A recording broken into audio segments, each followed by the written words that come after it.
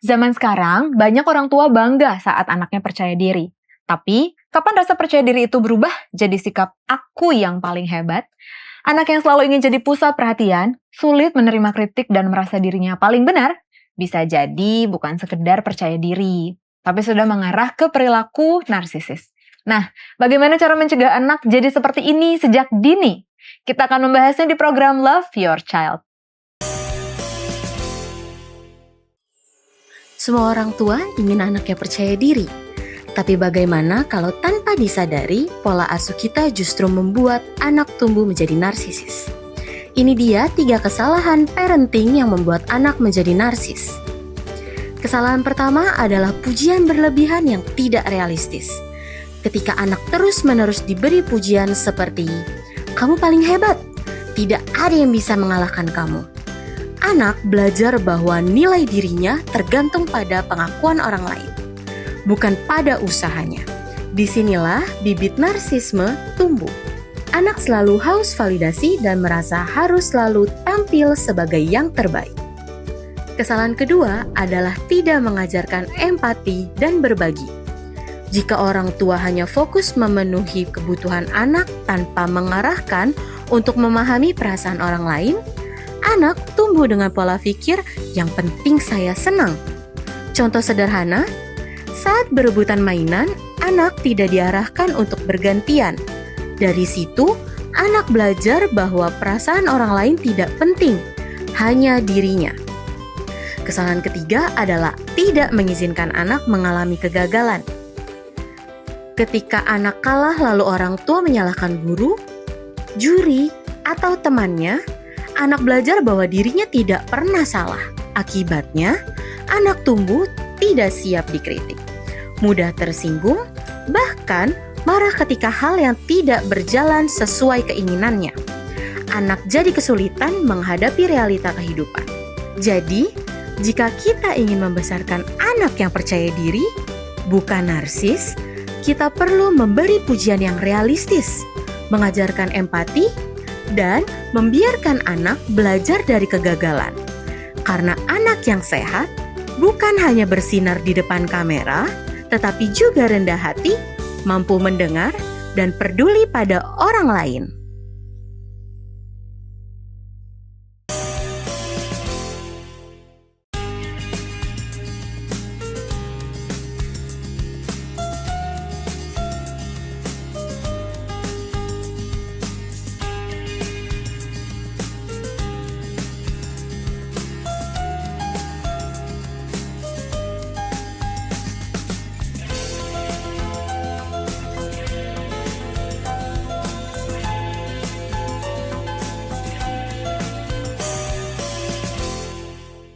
Halo Ayah Bunda, pemirsa Hope Channel dimanapun Anda berada.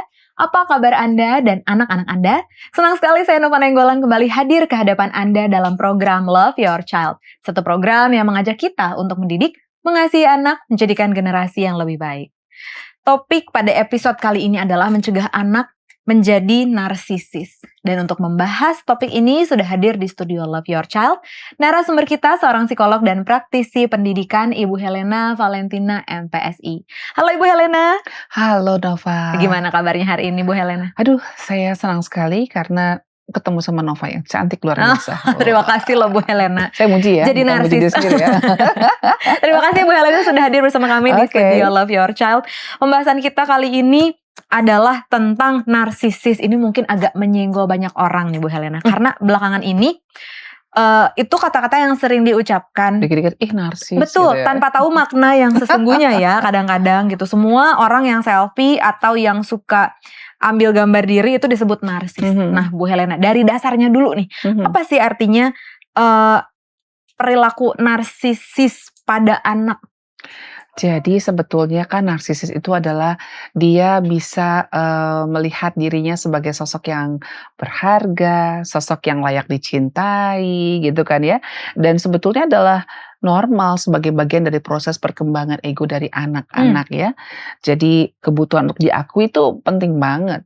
Jadi anak-anak berusaha termotivasi untuk bisa mendapat, mendapat, Validasi? ya mendapat validasi dan juga, membuktikan bahwa dia bisa untuk mengerjakan sesuatu yang baik, itu udah bagian dari proses yang sehat. Tapi kalau sudah berlebihan, ini dia nih, ya ini jadi gangguan ya, jadi gangguan narsistik. Jadi kalau, tanda-tandanya kayak gini nih, "Aku paling pintar," ya kan, "Aku paling cantik." Terus kalau misalnya ada yang mendapat penghargaan, "Loh kok dia? Harusnya aku yang dapat penghargaan bukan dia," gitu. Mmm. Ya kan?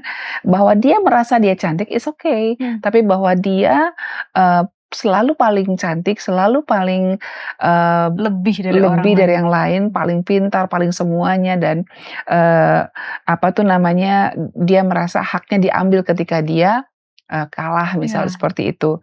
Atau mungkin ada orang memuji temannya, itu ini orang narsis tuh paling nggak tahan nih, ya kan? Mmm. Ketika ada, temannya dipuji, terus dia nggak disebut-sebut namanya, wah itu sakit banget ya kan? Jadi susah sekali menerima kekalahan, apalagi kritik. Iya. Nah kritik ya, cepat tersinggung. Ya jadi memang, anak-anak narsistik ini, kurang untuk, mampu berempati. Untuk bisa merasakan apa yang orang lain rasakan. Jadi ketika dia misalnya, muji-muji diri, "Wah aku dong punya ini, punya itu, punya segala macam, kalian mah nggak punya." Nah itu kan, itu bisa mengarah ke sana nanti, ya kan. Itu Iya. tanda-tanda seperti itu harus disikapi dengan baik gitu. Dia Mhm. nggak peduli tuh nanti temennya sedih ya, karena temennya kan nggak punya apa-apa, Iya. boro-boro mobil, sepeda aja juga roda 3 adanya gitu kan, Iya iya iya ya iya. kan. Nah, dia nggak peduli tuh, dia nggak peduli kalau teman nanti kecewa ketika dia mungkin menghina karena, "Kamu harusnya nggak menang, aku yang harusnya menang," gitu Mhm. misalnya. Dia tuh nggak ada rasa, nggak ada rasa empati dengan, perasaan orang lain. Dan juga, dia seperti selalu menganggap hidup ini adalah persaingan terus.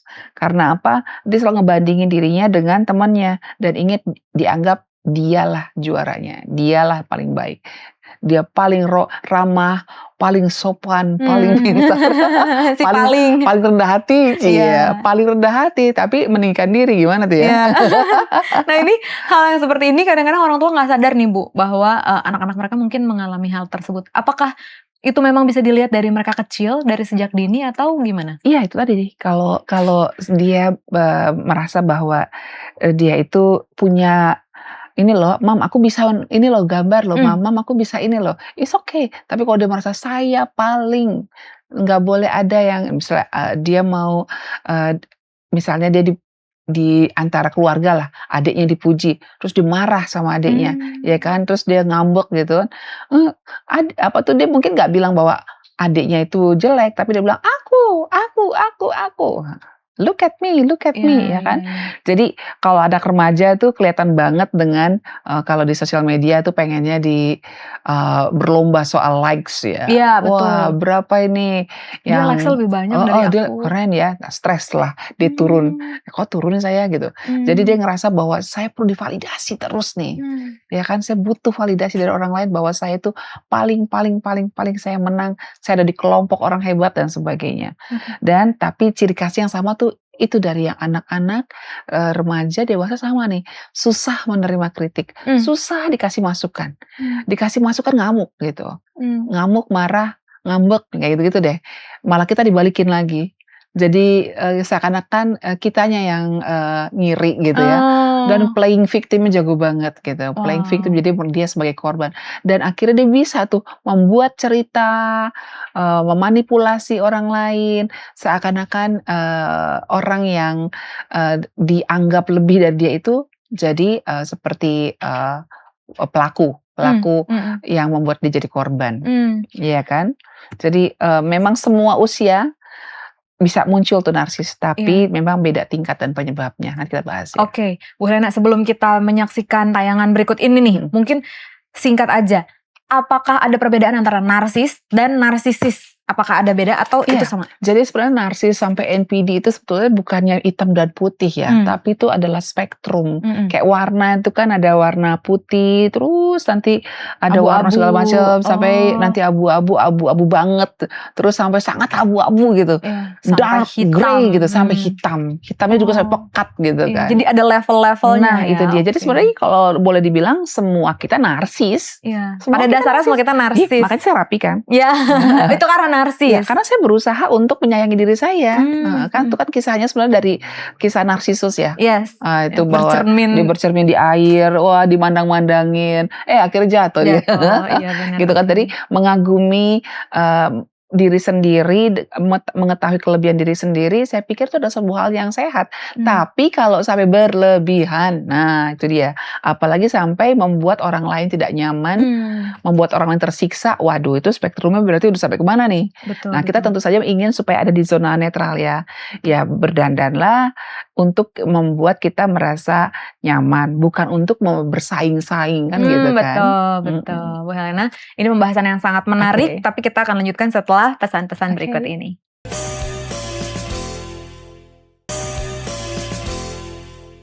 Kembali lagi di Love Your Child dan kita masih membahas mencegah anak menjadi narsisis. Ibu Helena, tadi kita sudah membahas tentang bedanya narsis dan narsisis. Ada spektrum, ada level. Nanti ujung-ujungnya ada liberal lagi. Nah, belakangan ini juga muncul di komen-komen Instagram tuh sering banget nyebut, wah NPD nih NPD. Nah, apakah itu juga bagian dari narsis itu tadi Bu? Itu tadi ya. Jadi sama seperti penyakit juga kan ya. Ada dari ringan ya kan, flu biasa sampai akhirnya TBC dan kanker paru-paru gitu kan. Iya kan?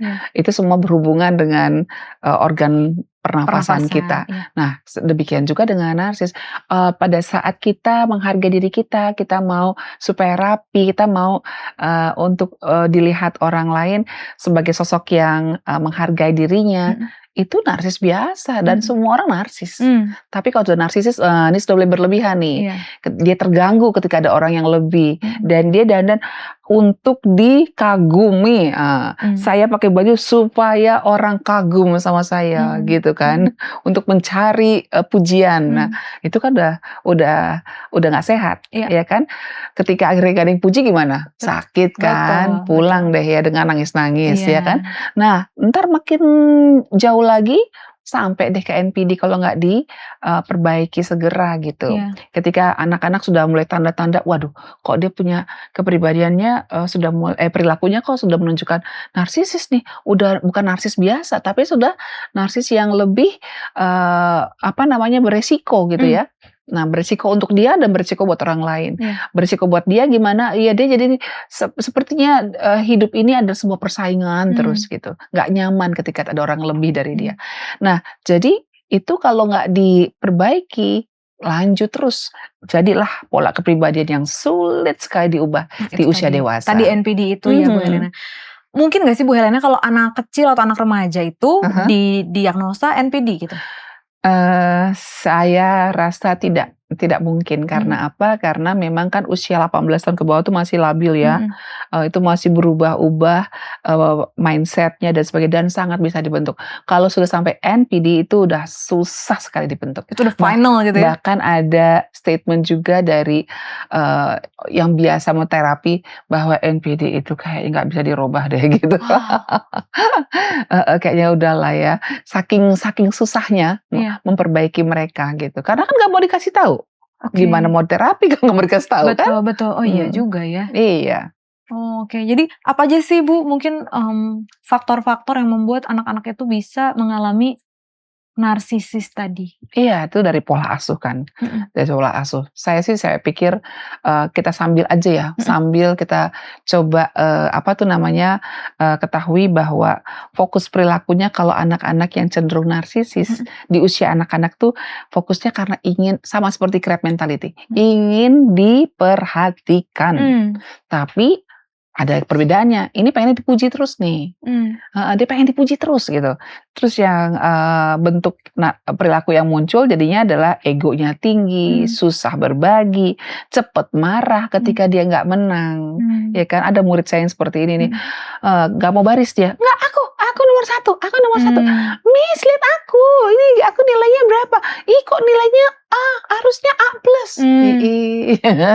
Ya, terus yang remaja ini pencarian identitas dan sekaligus pengen populer. Ya, jadi kalau anak-anak tuh pengen dipuji, kalau yang anak-anak remaja pengennya populer gitu. Makanya kayaknya Instagramnya full, nggak ada waktu belajar ya, terus aja ya, foto-foto terus ya. Apa namanya, refresh terus ya. Terus perilaku yang muncul adalah citra diri di media sosial, iri sekali. Sulit menerima kritik. Kalau guru kasih kritik, gurunya dimusuhin, gitu kan. Mama kasih masukan, mama dimusuhin. Jadi dia hanya mau berteman dengan orang yang memuji dia terus, walaupun dia salah. Jadi bisa dimanfaatkan orang kayak begini. Betul. Ya Puji-puji aja terus ya. Puji aja terus. Habis itu jatuh deh dia, ya kan. Betul. Terus ya kalau orang dewasa, nah ini dia akhirnya kalau udah sampai dewasa masih juga ini berlanjut. Jadi rasanya pengen jadi superior terus dan dia pengen ngontrol semuanya. Semua harus nurut sama dia gitu. Kalau dia jadi mama, wah nggak boleh dibantah, ya kan. Pokoknya mama sudah bilang A harus A ya, nggak ada cerita gitu. Padahal kita udah kasih argumentasi, Ma, nanti kalau ini bagaimana? Saya tidak peduli, pokoknya ikut saya, gitu kan. Terus kemudian sikapnya yang kelihatan adalah suka ngerendahin orang lain dan haus kekaguman, minim empati, susah empati pada anak, susah empati juga pada orang lain. Iya kan? Betul. Kalau anaknya udah nangis-nangis, pokoknya gimana lagi kita mau melatih anak untuk empati, mamanya nggak empati, iya kan? Betul. Seperti itu. Berarti kalau pada anak terjadi kasus seperti itu, dia suka puji diri, apa yang harus dilakukan oleh orang tua untuk mengatasi ini pertanyaan yang paling bagus nih, karena apa? Kita sendiri pasti ingin ya ada perubahan gitu kan. Betul. Nah, yang pertama adalah kita sadari dulu nih. Kita terima aja lah ya kalau kita melihat ada pola narsis sama anak saya nih. Ya kan, jadi kalau kita melihat ada tanda-tandanya nih, kok maunya dipuji terus, nggak mau kalah, terus nggak mau nerima saran atau kritik, pengennya dia selalu nomor satu dan kalau nggak dipuji dia langsung kayak gelisah, nggak menentu gitu.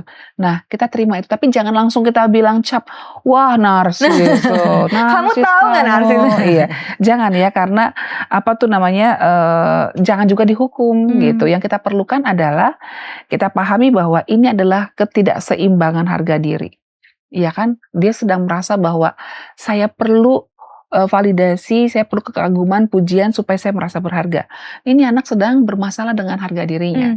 Kita bantu dia, kita kasih tahu sama dia bahwa, "Nak, kamu tuh anak mama yang mama sayang loh, Nak. Kenapa? Iyalah, kan kamu lahir dari kandungan mama." Nah, kalau guru, "Nak, kamu murid saya. Mau kamu nilainya berapapun, kamu tetap murid saya dan saya tetap sayang sama kamu." Ya gitu kan. Jadi dia merasa bahwa, oh gitu ya.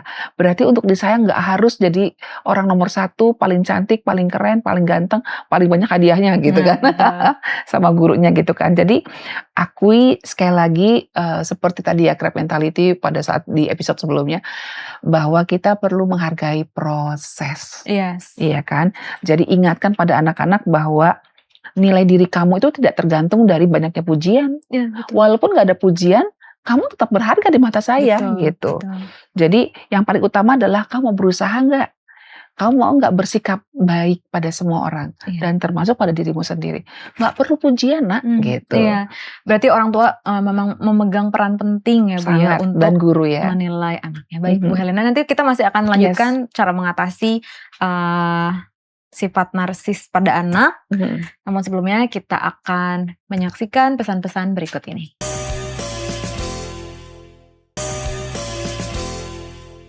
Kembali lagi di Love Your Child dan kita masih membahas mencegah anak menjadi narsisis.